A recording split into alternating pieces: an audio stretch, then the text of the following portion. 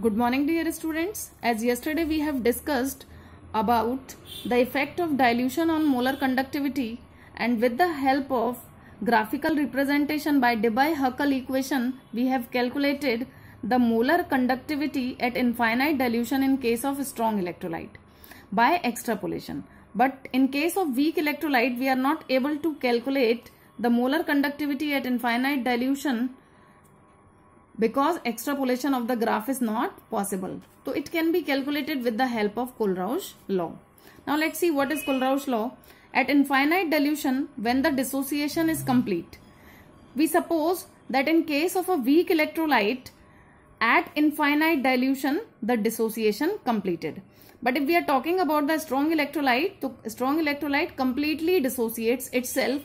So the law is applicable to the weak as well as to the strong electrolyte, because for the strong electrolyte it is completely dissociated at any concentration, as well as at infinite dilution the molar conductivity increases due to the less force of attraction between ions, and dissociation is also complete at infinite dilution in that case also.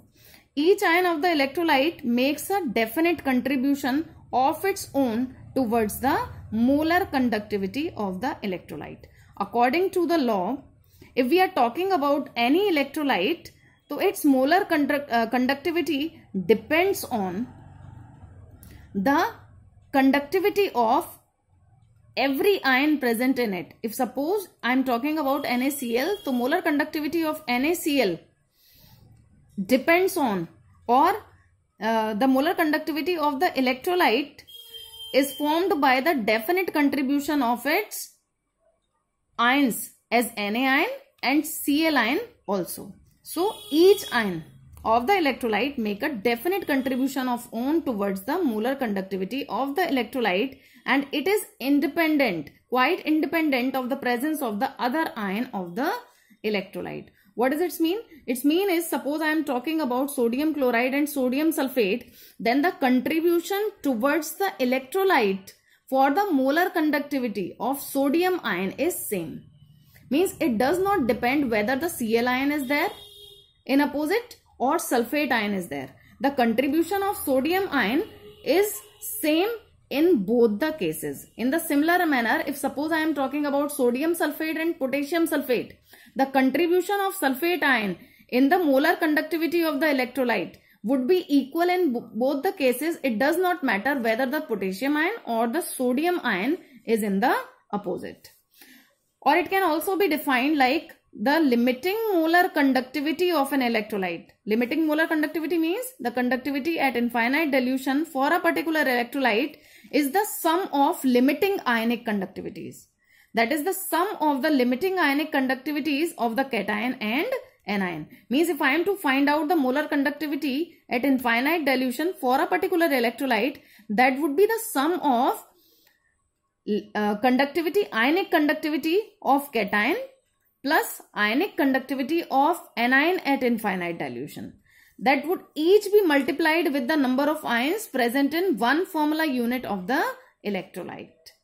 That is being multiplied by the number of ion present in the formula unit of that particular electrolyte. That can be understood with the help of these common examples that I have taken. Suppose I am asking about the molar conductivity at infinite dilution for NaCl, means lambda naught M for NaCl, that would be equal to lambda naught Na ion. That is the ionic conductivity, limiting ionic conductivity of sodium ion plus limiting ionic conductivity of Cl ion. Means ionic conductivity at infinite dilution of Na ion plus ionic conductivity of Cl ion at infinite dilution. In the similar manner, lambda naught M for BaCl2 would be equal to lambda naught Ba ion plus 2 into lambda naught Cl ion. As I have told you, each multiplied with the number of ions present in one formula unit. So here we are having 1 ion of barium and 2 ion of Cl. In the similar manner for aluminium sulfate, if I would be asked, so that would be 2 aluminium ion and 3 sulfate ion. It means 2 lambda naught of aluminium ion plus 3 lambda naught of sulfate ion. Now let's see the applications of the Kohlrausch law. The first application we may say is the calculation of absolute ionic mobility. So let's see what is absolute ionic mobility. Absolute ionic mobility is denoted by mu, and that is equal to the ionic velocity upon potential gradient. So what is ionic velocity? Ionic velocity is the distance traveled by the ion per second. And what is potential gradient? That is the potential difference applied upon distance between two electrodes. So we may say absolute ionic mobility is the speed of the ion in centimeter per second, means the distance traveled by the ion per second at infinite dilution under a potential gradient. It means the potential difference applied to the and upon the distance between two electrodes. And it has been observed experimentally that lambda naught cation is directly proportional to the mu positive. Mu of cation means ionic conductivities of cation at infinite dilution is directly proportional to the absolute ionic mobility of cation. In the similar manner, ionic conductivity of an ion is directly proportional to absolute ionic mobility of an ion. And when we remove the proportionality sign, we put a constant. If suppose we are putting a constant k here also if we put the constant k, the value of k in all the cases would be 1 Faraday, means 96,500. So we have removed k from F. We can directly write the F. So lambda naught positive is equal to F mu positive, and in the similar manner lambda naught negative would be equal to F mu negative. As I have told you here, lambda naught is the limiting ionic conductance and mu is equal to the absolute ionic mobility. So with the help of this, ionic mobility can be calculated. Mu would be equal to lambda naught upon F, whether it is a positive ion or negative ion, means in case of cation and anion. So we can calculate like mu positive would be lambda naught positive upon F, mu negative would be lambda naught negative upon F. The next very important application of Kohlrausch law is the molar conductance of the weak electrolyte at infinite dilution. That I have told you that in case of a strong electrolyte we have calculated by graphical representation, but in case of weak electrolyte we are not able to calculate the molar conductance or conductivity at infinite dilution. So that can be calculated with the help of Kohlrausch law. What we have seen? We have seen that according to the Kohlrausch law we may say that for a particular electrolyte, molar conductivity at infinite dilution is equal to the sum of ionic conductivity of positive, the sum of the ionic conductivities of cation and anion. So we can take the example of acetic acid. It is a weak electrolyte. So if I am to calculate the lambda naught for acetic acid, that would be equal to lambda naught of acetate ion plus lambda naught of H ion. That we have already discussed by the Kohlrausch law. So it can be calculated by knowing the molar conductivities at infinite dilution for strong electrolytes. So if suppose we have been given the values of some strong electrolytes at infinite dilution, we can calculate the molar conductivity of acetic acid at infinite dilution. We can see it with the help of this example, and in the similar manner we are to solve the number of numericals that are very simple. Let's see, if suppose we have been given the molar conductivity at infinite dilution for KCl, for potassium acetate, potassium chloride and hydrogen chloride. So we can also write, as I have told you, that Kohlrausch law is applicable for strong as well as weak electrolyte. So lambda naught for KCl would be equal to lambda naught K ion plus lambda naught Cl ion. We have said that is equation 1. For potassium acetate, in the similar manner, lambda naught acetate ion plus lambda naught K ion. For HCl, lambda naught H ion plus lambda naught Cl ion. We have formed 3 equations with the help of this. Now what result we want?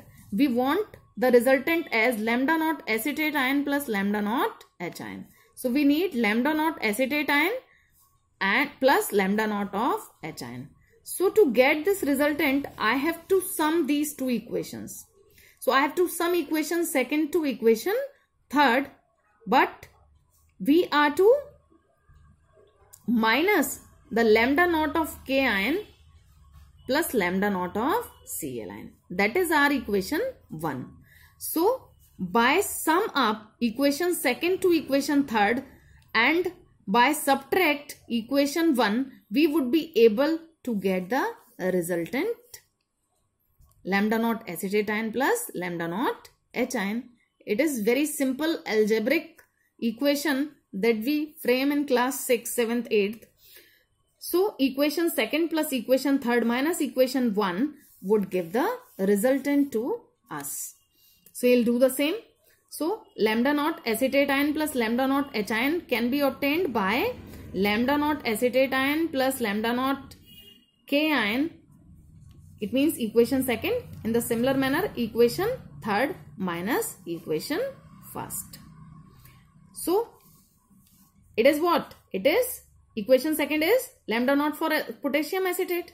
So, we have written lambda naught for potassium acetate plus equation 3rd lambda naught of HCl. So, that is lambda naught HCl minus lambda naught KCl. If we have been given the values of lambda naught of KCl, we will put here. Lambda naught of potassium acetate we will put here, and lambda naught of HCl we will put here. We would be able to get the lambda naught of acetic acid. So, by applying Kohlrausch law, we can calculate the molar conductance of weak electrolyte at infinite dilution like this. So, now let's see the third application, that is the calculation of degree of dissociation of a weak electrolyte. So, with the help of Kohlrausch law, we can also calculate the degree of dissociation of a weak electrolyte. We know that degree of dissociation alpha is equal to the number of ions dissociated upon total ions present in a molecule. So, we know that at infinite dilution, in case of a weak electrolyte, dissociation is almost complete. So, molar conductivity will be maximum. So, we can also say that alpha means alpha would be equal to number of ions dissociated upon total number of ions present in a molecule. So, it can be take in case of weak electrolyte, we say lambda naught m at particular concentration upon lambda naught m at infinite dilution. Here the complete dissociation would be taken place. It means the ions present in a particular electrolyte, total ions present in the particular electrolyte, and the ions dissociated. Here the number of ions dissociated at a particular concentration. For a weak electrolyte, dissociation is not complete here, but here the dissociation is complete. So, it can be compared with the alpha also. So, alpha would be lambda naught m at a particular concentration upon lambda naught m means molar conductivity at infinite dilution, means complete dissociation. Total ions, it is the number of ions dissociated upon total ions.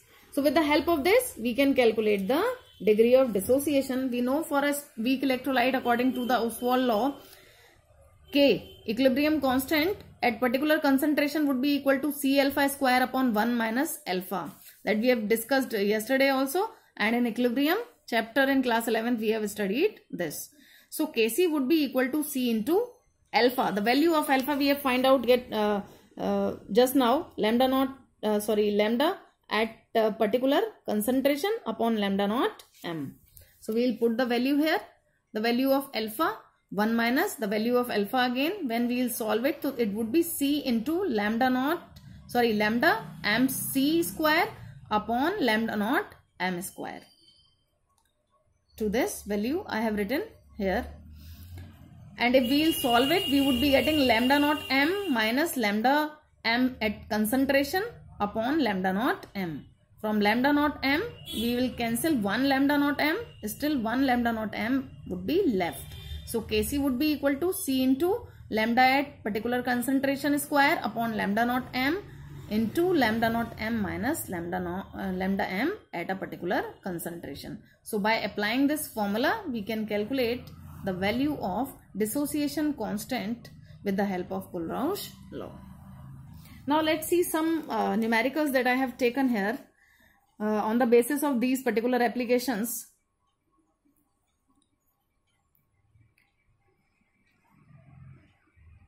The first numerical is, given molar conductivities at infinite dilution lambda naught m for barium hydroxide is this. Lambda naught m for barium chloride is equal to 240.6 ohm inverse centimeter square mole inverse. Lambda naught m for ammonium chloride is 129.8 ohm inverse centimeter square mole inverse. Calculate lambda naught m for NH4OH. So in the similar manner as we have discussed when we are discussing about the molar conductivities of weak electrolyte at infinite dilution, in the similar manner we are to solve this question. According to Kulrausch law, we know that what we are to calculate? The lambda naught m for ammonium hydroxide. So lambda naught m for ammonium hydroxide would be equal to lambda naught ammonium ion plus lambda naught OH ion. And three informations are given to us. We have been given the lambda naught m for barium hydroxide, lambda naught m for barium chloride, lambda naught m for ammonium chloride. So we will frame three equations with the help of this. So lambda naught m for barium hydroxide would be equal to lambda naught barium ion plus 2 lambda naught hydroxide ion. For barium chloride, lambda naught barium ion plus 2 lambda naught Cl ion. For ammonium chloride, lambda naught ammonium ion plus lambda naught Cl ion. So like this we have framed three equations. Now what resultant we needed? We needed lambda naught ammonium ion plus lambda naught hydroxide ion. We are having lambda naught ammonium ion plus lambda naught hydroxide ion. It means we have to sum equation 3 to equation 1. But there is an issue. The problem is we need only one OH ion here. One lambda naught OH ion. But here we are having 2 lambda naught OH ion. It means we are to sum both, but we are to take the half of equation 1. So what we will do? So half of equation 1 plus equation 3rd. And we are to minus the equation 2. Because we are to cancel lambda naught barium ion that we don't need. And in the similar manner we don't need lambda naught Cl ion. But we don't need one lambda naught Cl ion. Here we are having 2 lambda naught Cl ion. So we have to minus the half of equation 2 also.